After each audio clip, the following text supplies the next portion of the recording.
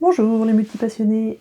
Alors pour la vidéo du jour, j'ai envie de répondre à une question qu'un abonné m'a posée il y a déjà plus d'un mois, au sujet du couple et de la multipotentialité.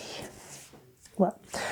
Alors si tu ne me connais pas, je suis Sarah du blog Multipassionné épanoui, un blog qui parle de multipotentialité, et donc de comment l'accepter dans sa vie, qu'est-ce que c'est déjà, comment l'accepter dans sa vie, et se construire une vie qui soutient cette dans lequel je peux épanouir pleinement ma multipotentialité. Voilà. Si tu veux en savoir plus, n'hésite pas à aller sur le blog, télécharger le guide du multipotentialiste débutant, où tu apprendras tout ce qu'il y a à savoir en gros sur ce mode de fonctionnement particulier, et puis avec un test dedans pour savoir si tu es multipotentialiste. Voilà, alors du coup, je reviens à la question du couple et de la multipotentialité. Donc j'ai un peu traîné à faire parce que en fait, donc il faut savoir que je suis en couple depuis déjà, donc j'ai fêté mes 10 ans de mariage là, donc on se connaît depuis 5 ans avant, donc ça doit faire à peu près 15 ans qu'on est ensemble. Donc oui, je suis multipotentialiste et je suis en couple depuis 15 ans, donc, mais je savais pas trop comment ça allait marcher, donc voilà, j'ai pris un peu le temps d'analyser. Et donc la question qu'on m'a posée à ce sujet, c'est comment fais-tu pour ne pas user ton conjoint en passant d'un sujet à l'autre ? Voilà, donc voilà, donc je savais pas tout à fait comment j'ai fait, du coup j'ai pris un peu le temps de réfléchir. Donc déjà je peux vous dire que c'est possible d'être multipotentialiste, de passer d'un sujet à l'autre, et d'être en couple et de durer. Voilà, même si des fois ça use quand même un peu mon mari, mais voilà, il est toujours là. Surtout que si vous voulez, je vous remettrai le lien ici ou là, je sais plus, vers la vidéo où je vous parle de mon parcours professionnel, donc vous verrez que j'ai bien changé d'un sujet à l'autre, hein. Voilà, depuis qu'on est ensemble. Donc je pense qu'il y a plusieurs choses déjà. Donc déjà, si vous regardez cette vidéo, c'est que vous savez que vous êtes multipotentialiste, ce qui n'était pas mon cas jusqu'il y a moins d'un an, donc voilà, mais si vous la regardez, c'est que vous le savez. Donc je pense que la première chose, c'est déjà de dire à votre conjoint, votre conjointe, que vous êtes multipotentialiste, lui expliquer que vous l'êtes, ce que ça veut dire. Donc pour ça, vous pouvez aller télécharger mon guide, hein. C'est gratuit sur le blog, donc vous saurez déjà plus de choses pour voir, vous pouvez même lui faire lire, pour qu'il ou elle comprenne bien de quoi il s'agit. J'ai aussi écrit un article sur comment expliquer aux autres qu'on est multipotentialiste, donc vous pouvez aussi aller le lire, je mettrai le lien dans la description. Ça peut être un bon complément pour en parler à votre conjoint. Parce que voilà, je pense qu'il n'y a pas besoin de le dire à tout le monde, mais votre conjoint, a priori, vous voulez rester en couple avec lui, avec elle, donc pour le coup, c'est important de lui expliquer que votre mode de fonctionnement, c'est celui-là, et qu'a priori, en passant d'un sujet à l'autre, bah vous allez jamais rester focalisé sur le même sujet pendant 15 ans, quoi. Enfin voilà, il y a de grandes chances qu'au bout de 2-3 ans, vous changiez complètement de... Peut-être pas complètement, mais voilà, qu'il y ait quand même des changements... Vous n'allez pas rester à faire 10-15 ans la même chose. Donc autant qu'il, elle, soit au courant. Voilà. Donc vous le savez, vous pouvez lui dire. Déjà. C'est déjà un premier point, je trouve. Moi, quand j'ai appris que j'étais multipotentialiste, je lui ai dit, même si en fait ça se voyait, il en a été convaincu avant moi. Moi j'hésitais encore à me demander si je l'étais, que lui il me disait déjà oui, c'est évident, voilà, bon. Voilà, donc je pense que lui expliquer que vous êtes multipotentialiste. 2, alors après, moi je pense que c'est vraiment des trucs un peu général de couple, là, mais 2, ce qui est vraiment important, c'est de décider que votre couple est important, et d'être prêt à faire ce qu'il faut pour garder votre couple. Un couple, c'est pas facile, c'est même dur à garder. Il faut être prêt à faire des choses pour son couple. On peut pas juste rester en couple comme ça en espérant qu'on s'entendra toujours bien et que tout va rouler, et que ça va se régler tout seul. Pour moi, la vérité, c'est que non, il y a des trucs qui se règlent pas tout seul, il faut être prêt à aller se remettre en question soi. Quand il dit des trucs qui me plaisent pas, je suis prête à me remettre en question, voir ce que ça a impacté, est-ce que vraiment est-ce que ça a pas touché un truc blessé chez moi plutôt, une blessure. On dit que les proches sont les plus forts pour nous pointer là où ça fait mal, bah voilà. Donc le conjoint, la conjointe, c'est un de nos proches, il sait très bien pointer là où ça fait mal. Donc il faut être prêt aussi à pouvoir se remettre en question et que s'il y a une dispute, et ben on puisse voir aussi que on a notre part de responsabilité. Voilà. Donc il faut être prêt à se remettre en question, à chercher comment dire, voir comment moi je peux régler ce problème-là de mon côté, aller en parler avec l'autre, lui dire voilà, quand t'as dit ça m'a blessé, ou parce que je me sens comme ça. Voilà, d'ailleurs c'est mon 3e point. Quand on discute avec l'autre, c'est pas lui dire c'est de ta faute, quand tu fais ça, c'est vraiment lui dire moi je me sens en ce moment malheureuse parce que je trouve qu'on passe pas assez de temps ensemble, ou quand tu m'as dit ça m'a tapé en plein dans ma blessure de rejet, d'abandon. Voilà, sans aller dire l'autre c'est de ta faute, vraiment prendre sa responsabilité et expliquer à l'autre ce qui se passe pour moi, sachant que des fois ça n'a rien à voir avec l'autre. Moi ça m'est arrivé plusieurs fois où je trouvais que mon mari était pas... Enfin, qu'il était distant, machin, alors je me disais, ah c'est ma faute, ça cogite. Alors qu'au final, quand j'ai abordé plus ou moins le sujet, enfin, il est un peu détourné, je suis pas une pro de la communication, hein, mais pas encore. J'ai découvert qu'en fait, il pensait complètement autre chose, il était pris par son travail et tout. Alors que, voilà, j'étais en train de me dire, ah, c'est ma faute, il va me quitter, machin. J'ai pas bien fait, il faut que je m'occupe plus de ça. Alors qu'en fait, ça avait rien à voir du tout avec moi. Voilà. Bon, je suis en train de vous parler un peu du couple en général, là, mais... voilà, donc ce que je voulais dire, c'est que par rapport à la multipotentialité et au fait de passer d'un sujet à l'autre, eh bien c'est qu'il s'agit d'expliquer à son conjoint quand on change, pourquoi on le fait, quoi. D'expliquer, voilà, moi ce truc-là, par exemple la biodanza, pour moi, voilà, j'ai été prof de biodanza pendant 3 ans. Je sais même pas si je lui ai expliqué d'ailleurs, mais bon, voilà. Pour moi, ça n'a plus aucun intérêt, ça n'a plus aucun sens, je m'ennuie, c'est trop lourd, j'ai plus du tout d'envie de le faire. Voilà, j'ai envie de faire autre chose. Mais je lui ai expliqué comme ça, sans chercher à... plus que ça, quoi. J'ai exprimé vraiment ce que je ressentais, et puis... voilà. Ça a été. Donc après, voilà, moi je me suis dit, je veux me concentrer plus sur mes enfants pour l'instant, trouver autre chose. On était en train de finir la maison en plus, donc... voilà, donc c'est passé comme ça. Mais donc voilà, vraiment expliquer ce qu'on ressent, et... mais vraiment essayer sans... Je trouve vraiment important, c'est vraiment expliquer ce qu'on ressent soi, mais vraiment ce qu'on ressent, ce qui est vraiment honnête. Pas essayer de le convaincre et d'attendre sa reconnaissance ou qu'il comprenne.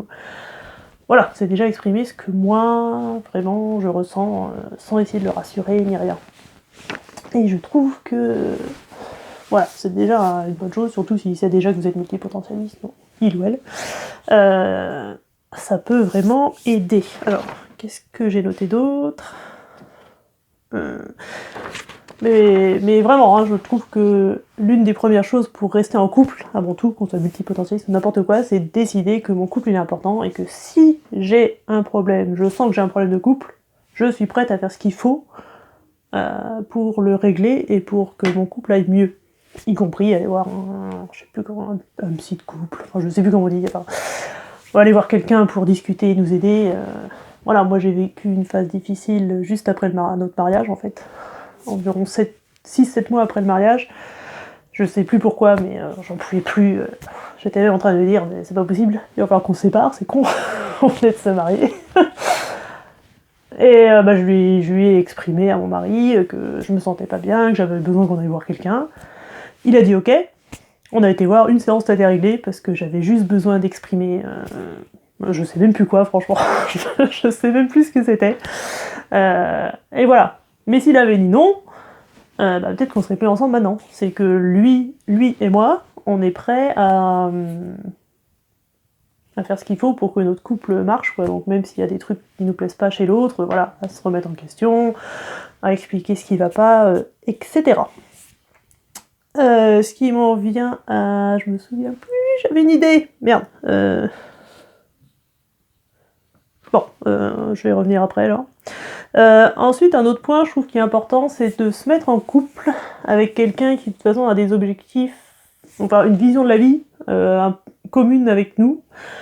Donc soit vous mettez en couple avec un autre multipotentiel, dans ces cas-là, c'est limite le plus facile parce que il va comprendre comment vous fonctionnez. Lui aussi, il va changer de sujet régulièrement, donc voilà. Pour lui, ça va être la norme, la normalité, donc nickel. J'ai une anecdote comme ça sur ma belle-sœur qui m'avait, quand j'ai lancé mon blog sur la multipotentialité, qui m'avait dit qu'elle avait été heureuse de rencontrer mon frère, parce que c'était une personne qui, comme elle, avait un CV assez hétéroclite, donc il partait un peu dans tous les sens, donc ça l'avait déjà rassurée qu'elle était normale, et puis voilà, de rencontrer quelqu'un un peu comme elle, donc je dis pas que c'est pour ça que leur couple fonctionne bien et tout, mais voilà, en tous les cas, a priori ce sont deux multipotentialistes, donc ils se comprennent sur ce sujet de changer régulièrement de domaine, de passion, etc. Ça peut être une solution. Alors moi, je pense pas que mon mari soit multipotentialiste, parce qu'il est passionné de végétaux, il travaille en élagage depuis que je le connais. Enfin, je l'ai rencontré en BTS aménagement paysager, voilà. Donc moi, depuis, j'ai fait de la biodynta, voilà. Du champ, plein d'autres choses. Vous pouvez revoir ma vidéo sur mon parcours professionnel. Lui, il fait toujours de l'élagage, même son passe-temps à la maison, c'est d'aller faire du potager. Donc vous voyez je pense qu'il n'est pas multipotentialiste. Mais ça colle quand même entre nous, parce que je pense qu'on a une vision commune de la vie, à savoir on veut tous les deux une vie atypique, pas celle que nous vend la société. On veut pas métro, boulot, dodo, ça... aucun de nous deux on veut ça, on veut vraiment se créer notre vie telle qu'on a envie, avec nos horaires. C'est pour ça qu'il a créé son entreprise. Donc voilà, je pense qu'on a quand même une vision et des valeurs communes qui font que ça colle. Alors déjà, donc comme je vous l'ai dit tout à l'heure, pour nous deux, on est prêts à faire ce qu'il faut pour que notre couple fonctionne. Même si, je répète, on n'est pas du tout des pros de la communication. On pourrait communiquer beaucoup plus, voilà. Mais au moins, quand il y a un truc qui va pas, on arrive à se parler, et voilà. Et à dire ce qui va bien pour nous ou pas. Ou pas bien, d'ailleurs. Et je pense vraiment qu'on a ce socle commun, on veut vraiment tous les deux une vie différente de celle vendue dans la norme, quoi. Donc je pense que c'est ça aussi qui fait que ça fonctionne, même si lui est... comment on dit, qu'il n'est pas multipotentialiste, donc qu'il est spécialiste, voilà. Et que moi je suis multipotentialiste. Voilà, je pense que c'est ça aussi qui fait que ça peut marcher, parce qu'on a vraiment ce socle commun. Et je m'en étais rendu compte quand je lui ai dit il y a 2 ans que je voulais devenir chanteuse professionnelle, est-ce que ça me gênait. Voilà, moi j'ai été gênée de changer encore de sujet. Et là il m'avait répondu, non mais moi je préfère que tu fasses ça plutôt qu'un métier classique, avec des horaires classiques.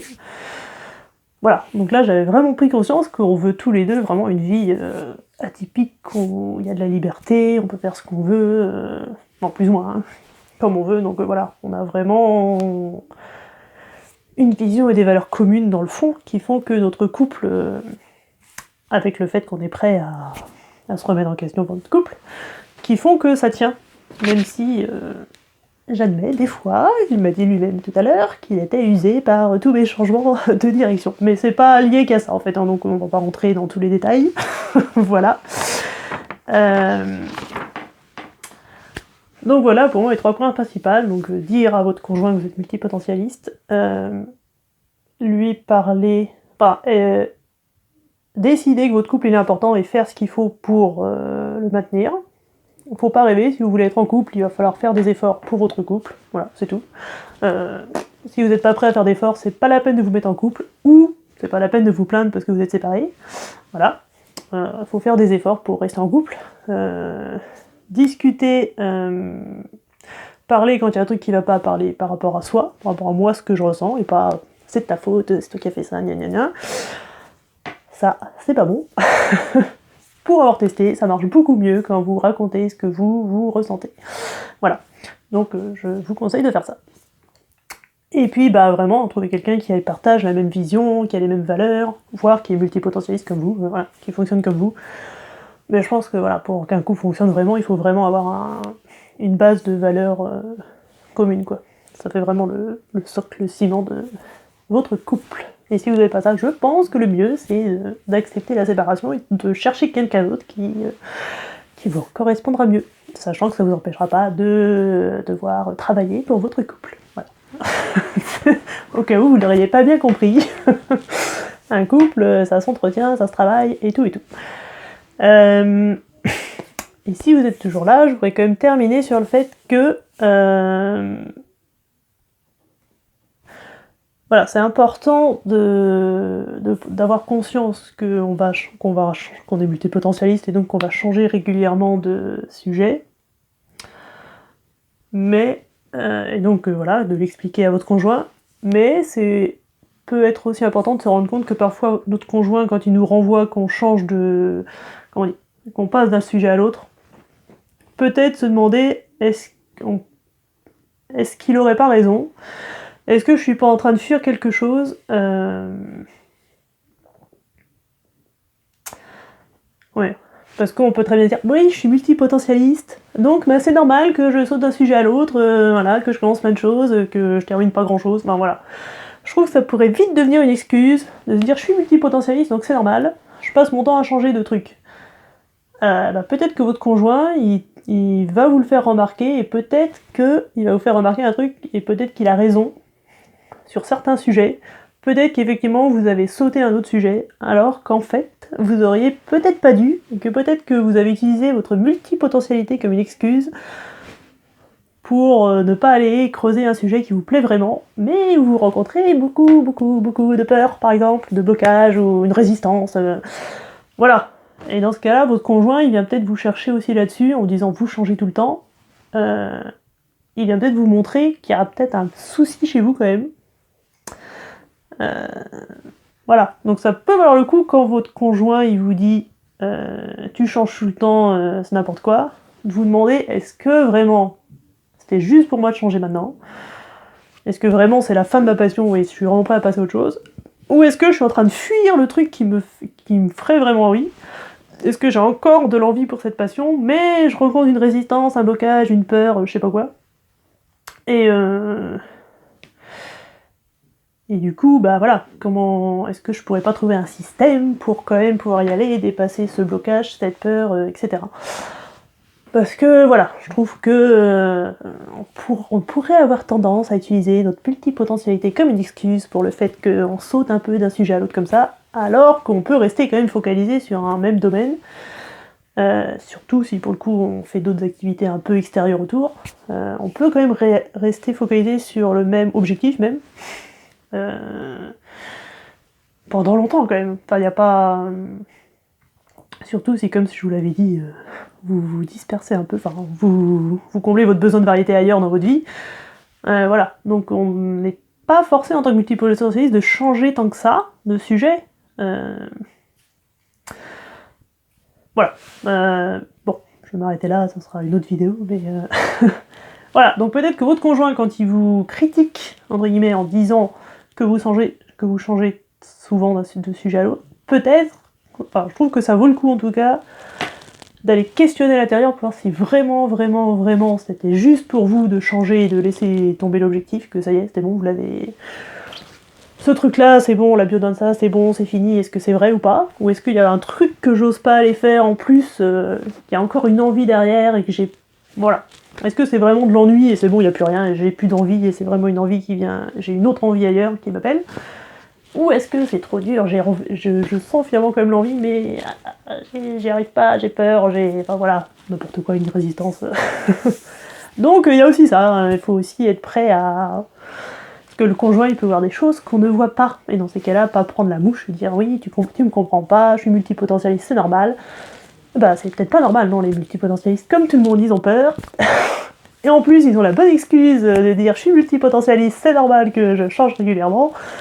Bah non, on peut quand même aller au bout d'un objectif en étant multipotentialiste. Voilà, donc ça peut avoir le coup quand même de prendre le temps d'écouter le retour de notre conjoint. Voilà, et ben je trouve que cette vidéo est très longue, si vous êtes resté jusque là, merci à vous. J'espère que ça vous aura appris quelque chose, apporté, que ça va vous aider pour votre relation de couple. D'ailleurs, n'hésitez pas à me le dire dans les commentaires si ça vous aide, et puis si peut-être vous voulez un détail d'un point ou d'un autre. Voilà, bon, et puis je vous laisse là, parce que du coup, c'était long. Voilà, bon bah alors du coup, je vous dis à demain pour la prochaine vidéo. Salut! Et bonne relation avec votre conjoint. À demain.